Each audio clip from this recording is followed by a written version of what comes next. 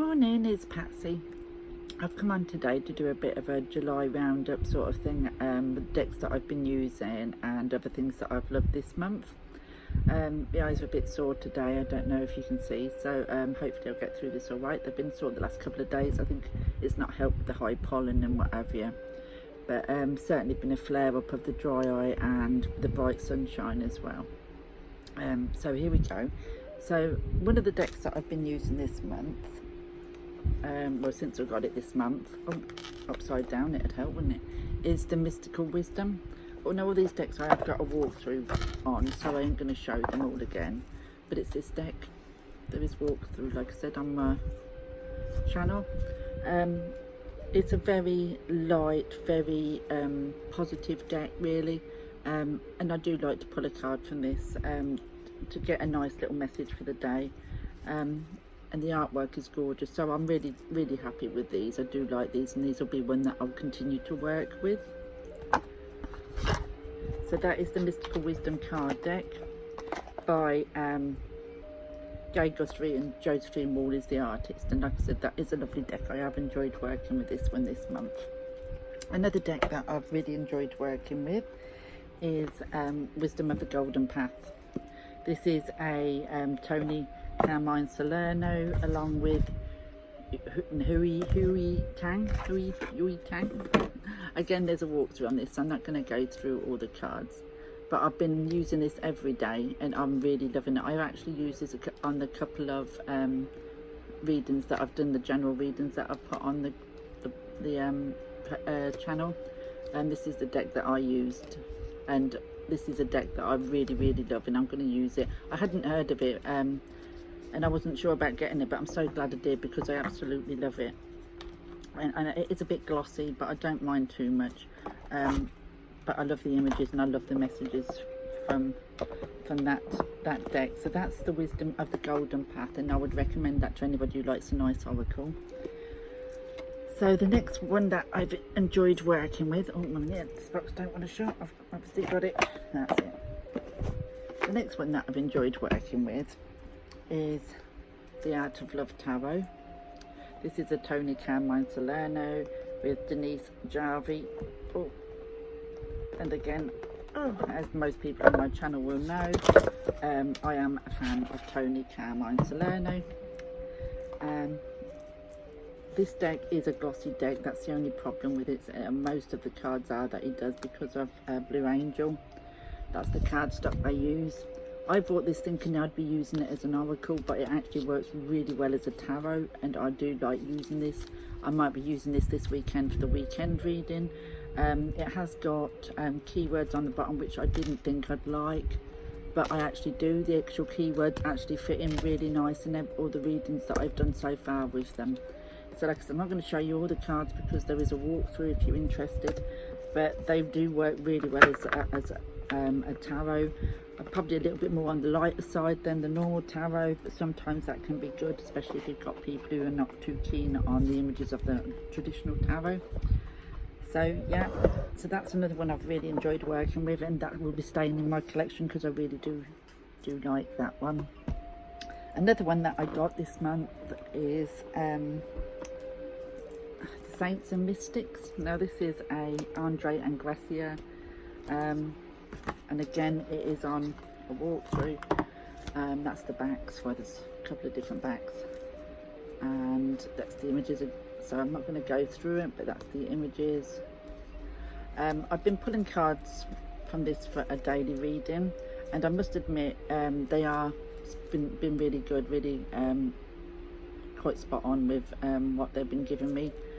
But and I've enjoyed working with them, but would I use them for readings for other people? I don't think so. I think this will be a deck that I'll just pull for myself from.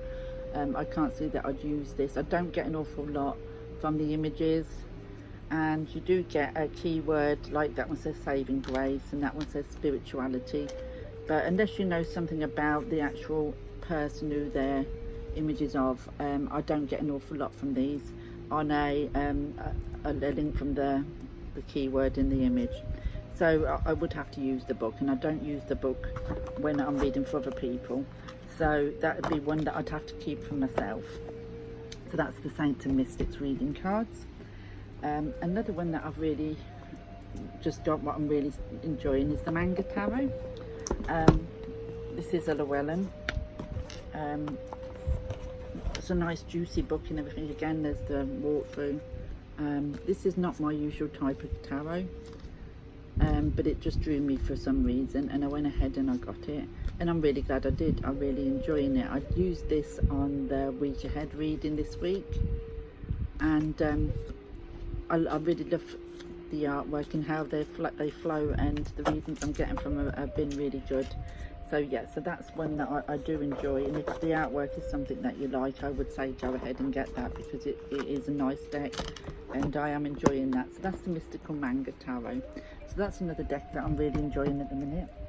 But my favourite deck that I've got and working with this month is the Ethereal Visions.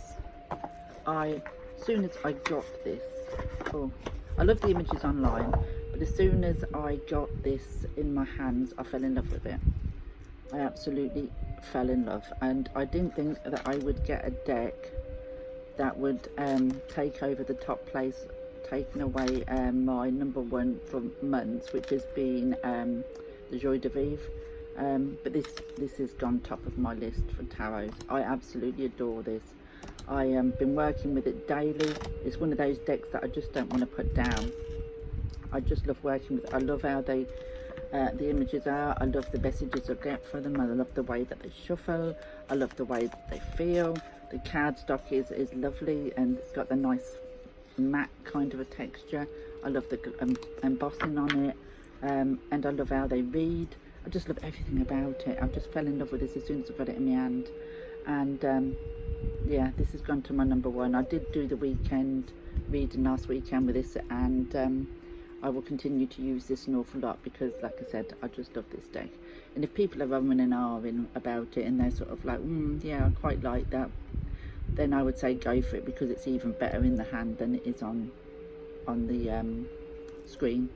And yeah, you don't get an awful, I mean, it has 2 extra cards you can either take out or leave in. I've left them in, and they've come up an awful lot for me, and they have been, you know, a good reason why they've come up for me, so they will be staying in. So it's a 80 card deck rather than a 78, because I have kept the extra 2 cards, the Well and the Artist, in there, but I'm finding that they work really well, and I think it's a great beginner's deck. They, you know, if they don't want the extra 2 cards, they could take it out, but the only thing is, if you was going to use it as a beginner deck, then you don't get an awful lot in the little white book. You would probably need a tarot book to help you, if that's what you wanted to learn.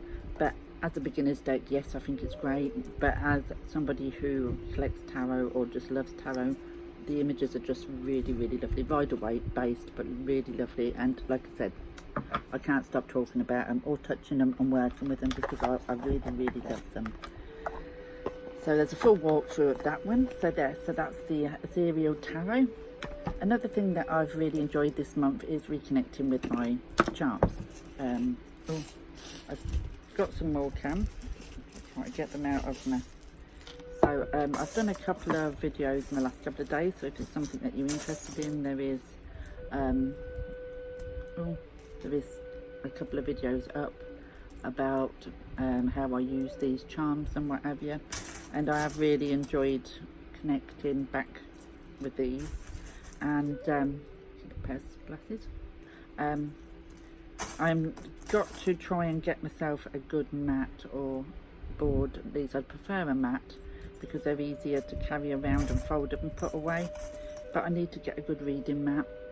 And I also have my numbers and whatever, and my dice for numerology and that kind of thing. So I do need, like I said, to get a really good reading cloth, and I can't find one. So I think I'm going to have to try and make my own, even though it probably won't be very good. It'll be a mat. So I think that's something I'm going to have to try next. But at the minute I have a project on the go that I'm trying to get finished, which I'm going to show you next. Just put my charms away. But yeah, I'm really enjoying reconnecting back to the charms. So I'd left them at home, so I've now got them at the van for me to carry on working with.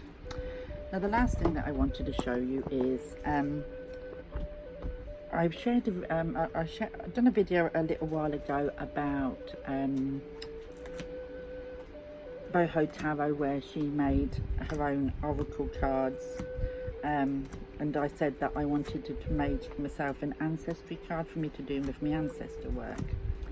So I've started on these. My daughter's been helping me do these because my eyes isn't always best, so she's been helping me to get some cutting out and sticking together and all that kind of stuff. And it's been a really nice project for us to work on together, and we're only partly the way through, but I thought I'd show you so far. So we got the father card. We go, look, we have the grandfather card,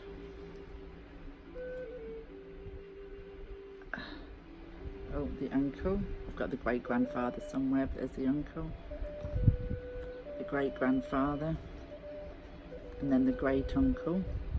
So that kind of covers all of the ancestors on the male side, because on the great grandfather, when I've done that, if that came up, then it could be whatever many times of great grandfather. I would know by the other cards of where I'm kind of looking. And then we've got the mother card. Try and put them in order. The grandmother, the great grandmother.